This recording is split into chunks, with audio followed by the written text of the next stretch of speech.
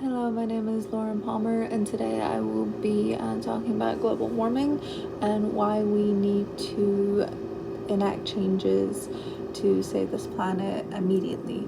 As far as I can remember being alive, global warming has been an issue, and it's been an issue for decades. So to put it in layman's terms, what global warming actually is, it just means that the Earth's surface is extremely hot. It's sort of like domino effects. The hotter the Earth is, the more that the ice caps melt, which means that the ocean levels rise as well.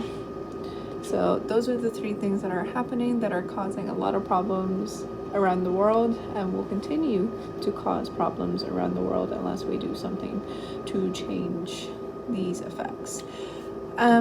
So the Earth's surface is getting warmer because everything that humans do emit these carbon gases into the atmosphere that's destroying the ozone layer, that in turn is making the sun's heat come down to the surface more radically than it should be doing.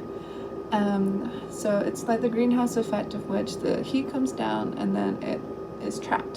So it just stays here and it makes the Earth warm. According to the NRDC, over 50 years, the average global temperature has risen the fastest rate in recorded history. It's risen 2.5 degrees Fahrenheit since the 19th century, according to NASA. And they keep everybody up to date pretty frequently on their website. It's actually really cool. They also have some cool graphs that's in my visual presentation as well, if you want to have a look at that. So like I said, it was a domino effect. The hotter that the Earth gets, the more the ice caps melt, which we've all heard about, Antarctica and all the polar bears, drowning and everything like that. So the water levels rise, and then that causes a lot of other problems happening, and land can be submerged underwater if we're not careful. The evidence is pretty alarming. The biggest one right now is the ocean temperatures. The ocean has absorbed much of the heat that is being emitted down into the surface of the Earth. It doesn't seem like a lot, but the oceans have warmed 0.6 degrees Fahrenheit. Now, it's not even a whole number, but it is a pretty big deal if you take into consideration how much of the ocean is on the Earth. It's about 95% of the Earth is ocean, so it's a very warm surface. The shrinking ice sheets is also what is happening, and like we said, the more it melts, the more the ocean rises, which means more danger for those coastal states as well as the islands around the world. According to John Makusambo, he published a journal back in August of 2020 of this year. He has talked about the impacts that global warming has on the world and society, which we've seen a lot of 2020 because it's been such a crazy year already. But basically, he's been talking about unpredictable weather that keeps happening all around the world. More so of the floods that keep happening in the Middle East. We also have the droughts that happen in the Middle East, as well as what's happened in Australia, Colorado, and California. The wildfires that are happening. The land is so dry and it's so hot that it just causes a wildfire. And it keeps spreading and we can't do anything to stop it. So it is our fault, and yet we can't do anything about it. We've also bleached the corals that are in Australia. It's a very common thing. It's a very talked about story that happens. But yeah, we've destroyed the coral reef, the Great Barrier Reef. We have destroyed that, and there is no fixing that. There just is no fixing that anymore. We've also talked about floods and droughts, floods that have happened in the Middle East, like the fatal floods that happen in India. Just the rising water levels, we can't do anything about that. People are dying because of that. According to Bear M. Stringer, I always ruin his name, but Bear M. Stringer, in his book Global Warming and Political Ecology, in chapter 3, he talks about what's going to happen if we don't do something soon. food sources are going to eventually disappear if we keep destroying the land. If we dry out the land, if we pollute the waters, we pollute the soil, we're going to run out of food.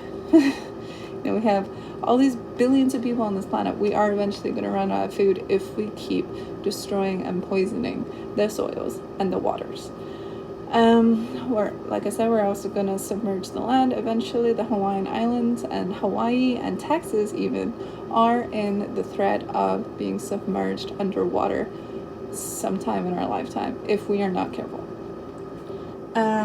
Some other issues that have happened with humans, we suffer from heat stroke, dehydration, heat waves, and respiratory issues that come from all the wildfires that do happen around the world. People do suffer from asthma and suffocation, and animals and people have died in those wildfires. We have come out with some solutions around the world. I think it was back in 1999,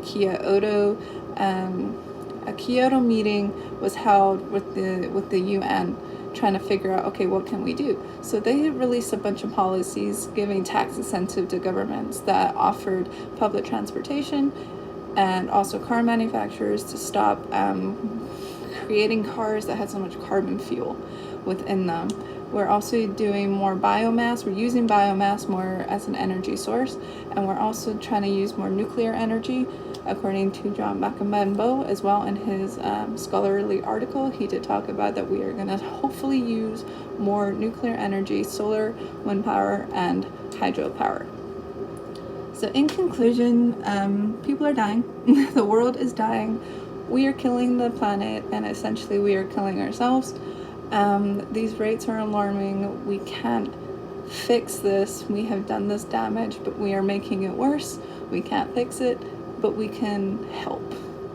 We can lessen what we're doing, the damages that we're doing, just to help the planet just a little bit more, keep on surviving just a little longer.